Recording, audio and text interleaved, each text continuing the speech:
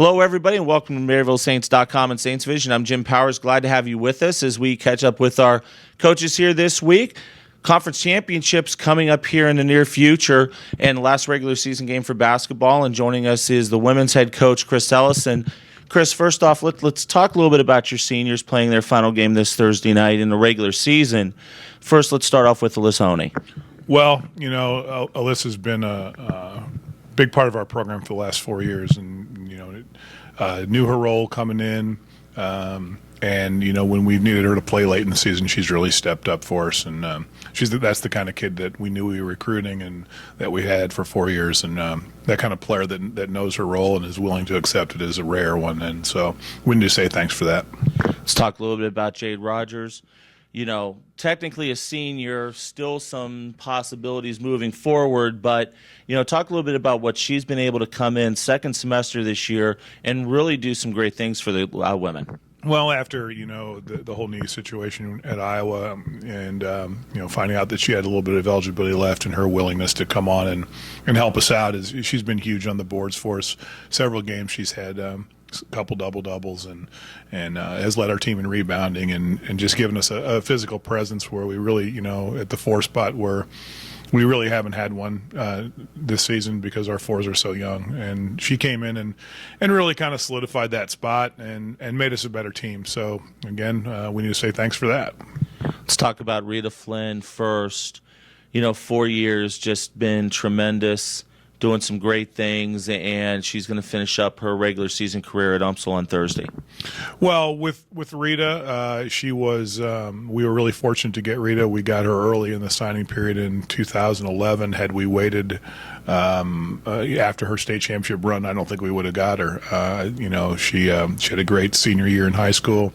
Came in, started right away, earned her position, and hasn't really let go of it yet, and has been one of the key reasons why we've been in the conference championship the last 3 seasons.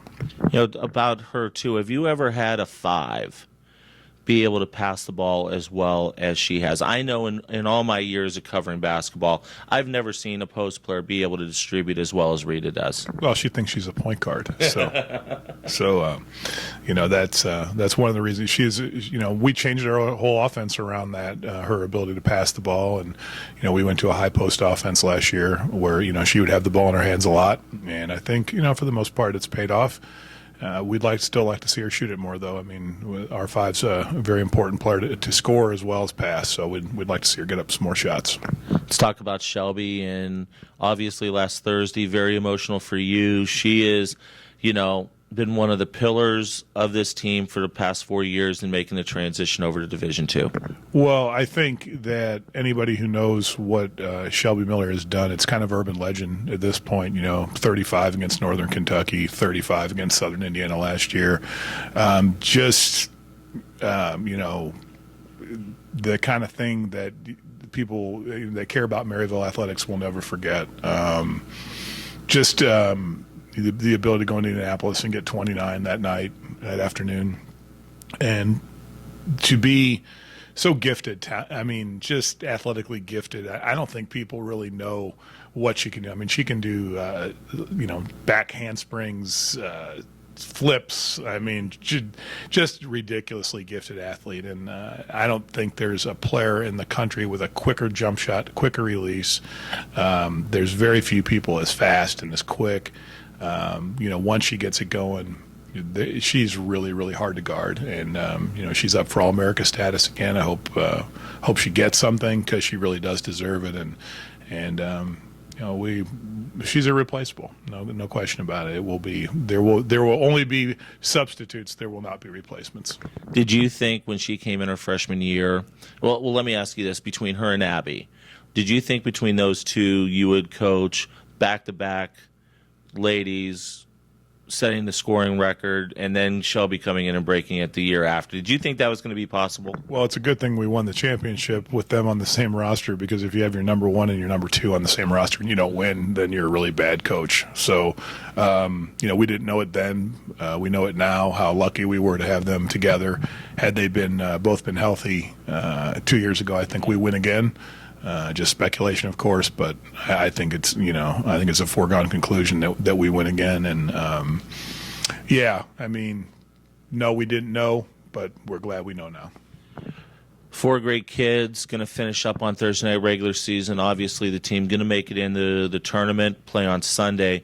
Talk a little bit about Umsol, just what you've seen on film. We've already seen them once here at Maloney. We'll play up there on Thursday. Well, they're a really tough team. I mean, they play 7 kids. They've had a couple of injuries that they fought through.